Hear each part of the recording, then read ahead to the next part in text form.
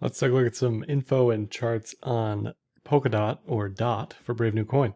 So DOT is a newly released interoperability play. I think in my head, that's the best bucket I can put it in.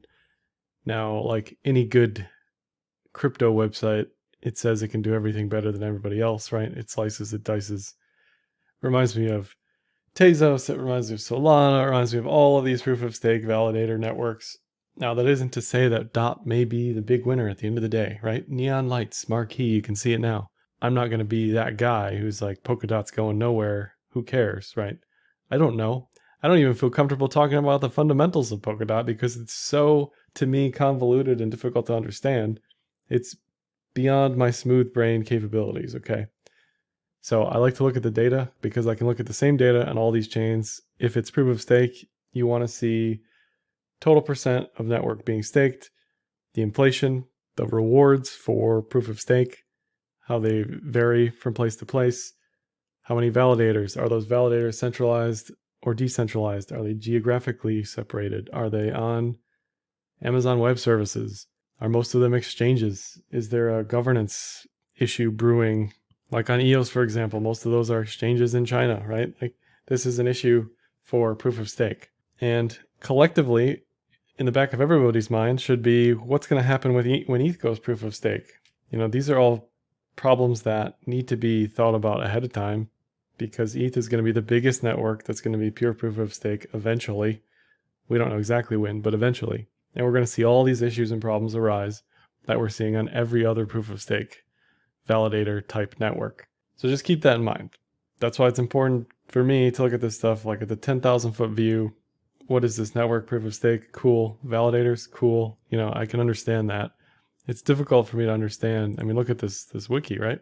It's great that they have all this information here. But for me, it's a little too new, a little too fresh to deeply understand all of it. They have an interesting hybrid consensus mechanism. I would highly recommend reading about that. Definitely one of the more important aspects of any network is the consensus mechanism. Okay, that's like right up there with validators.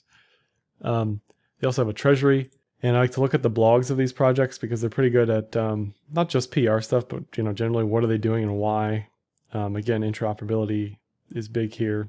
Sidechains, parachains, Chainlink, KSM, which I'm not even going to talk about in the video, but is another chain on Polkadot. So it's all the same flavor of the same piece of candy to me. And the big benefit for DOT is that they listed or got listed in the January run-up. So everybody thinks every coin is amazing in a bull market, right? But we'll see what happens in a bear market. That's when we find out if the emperor has no clothes or not, right? That's when we find out if people actually care. So yes, they have staking, validators, nominators. You can vote on validators like you can on most networks. They have a treasury. I couldn't pull up. I always like to look at the numbers as far as how much is in the treasury, who gets to decide what goes where, right? Who gets to decide who gets the money. They do have a blog discussing that as well. So they're already funding projects out of the treasury. By the way, inflation's around 9%. I found this Polkastats website that shows me rich list stuff, but it's not showing me validators for some reason. And it's not showing me transfers, so the site just isn't loading. So just a heads up on that. As far as why that information isn't in the video. I like staking rewards for the staking information though. And a lot of you were commenting on the last video that I said the staking reward was lower than it was. Anytime I'm talking about staking reward, I'm usually including inflation. So the adjusted reward is 4% based on these calculations. Now it may vary from exchange to exchange, but the adjusted reward is 4%, and there's a 5% fee commission for staking providers such as exchanges. And again, in any proof of stake network, you're going to want to look at all of the validators. Do I want to put my DOT on an exchange under their validator? It's convenient, but there may be a higher fee versus some independent validator, that sort of thing.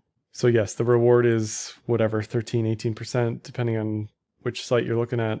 But keep in mind, there's always inflation, which is around 9 to 10% for DOT based on the available information I was able to pull up. I mean, it looks like 65% of the chain is engaged in proof of stake, and there's a 986 million circulating supply. That's 92% of the total supply currently. So broad overview, broad strokes of stuff I like to look at for any proof of stake chain. if we look at transaction counts and average transaction values for DOT, those continue to rise in the lens of a bull market for DOT, at least at the moment. So transactions are currently 113,000. Average transaction value is all-time high, even past the initial coin release or listing distribution, however you want to think about that. So I honestly expect this to keep going up and to the right. It's a new chain. They're doing a bunch of stuff. What you don't want to see is, this flat line like OMG or Neo, where it's just like, no one's doing anything or cares, right? That's the worst thing, is dying in the dark as an altcoin. If we look at active addresses, again, pretty impressive up and to the right. So it's hard to be bearish, even if you don't understand a network or if it's proof of stake, and these numbers are a little iffy because some of this or most of this is staking related. It isn't like economic activity, right?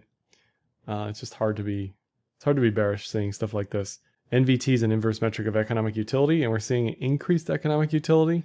So again, caveat is that if this is staking activity, it's probably baked into the calculation, just as it is on average transaction values. So it's not as pure as I would want it to be, but you can't be bearish on increase in circulating activity, on-chain activity, right?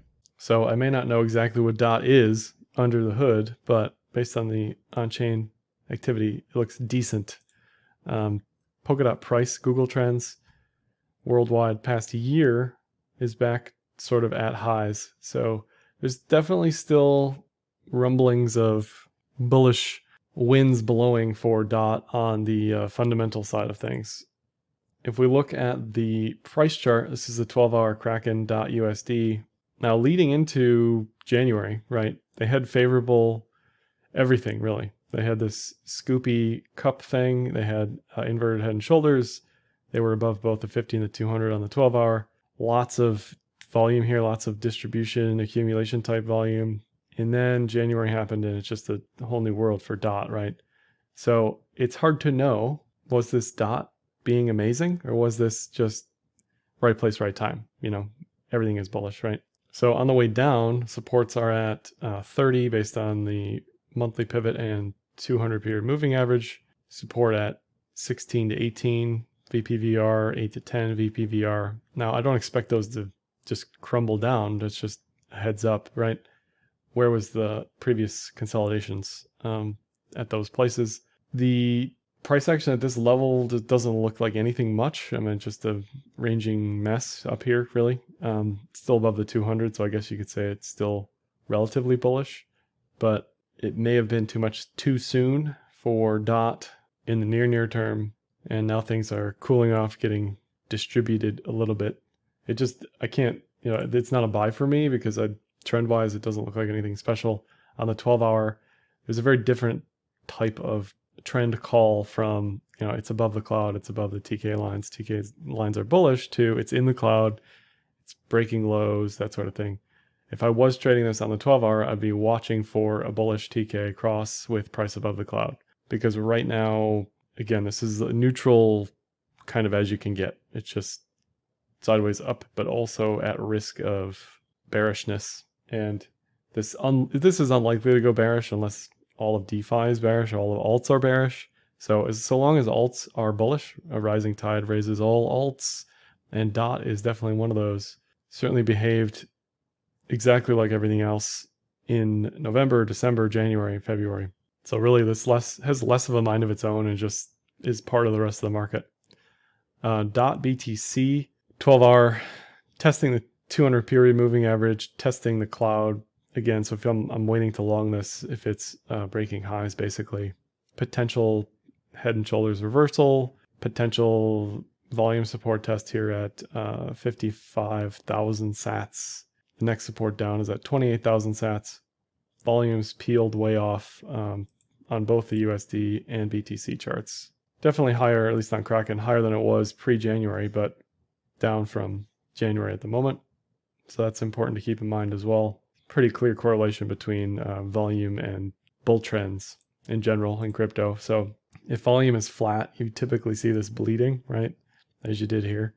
So what you don't want to see if you're bullish is volume just declining. You want to see upticks in volume here on the BTC chart. And .ETH is quite a chart. It's had a journey, right? It's had this multi-week, multi-month bear trend in 2020, broke up in early 2021, and now is back on this journey to the core. Probably 012 is where it'll see support again, but it's very clearly below the 8-hour 200 period moving average below the cloud, breaking through supports like it's nothing, like a hot knife through butter. This does not look like anything I'd want to step in front of on the downside. Honestly, I would wait at the very least to see if there's a bullish divergence. So all in all, the fundamentals are probably too early to call as far as what any of this stuff is. I mean, if interoperability is important and is the future of crypto, which it very well may be, if DOT is the link of 2021, then it's a buy and hold regardless of how I say or what I have to feel, right? But I'm going to trust the on-chain data the most. Look at the staking numbers, look at the validators, and look at the circulating supply. That's really my biggest pieces of advice for analyzing anything. Technicals look neutral on the USD pairs, neutral to bearish on the BTC pair, and then definitely bearish on the ETH pair. So any threats of ETH killer or any side whispers of that, I think are gone at this point, at least in the near term. That's all for this one on DOT. Like, dislike, comment, share, subscribe, and happy trading.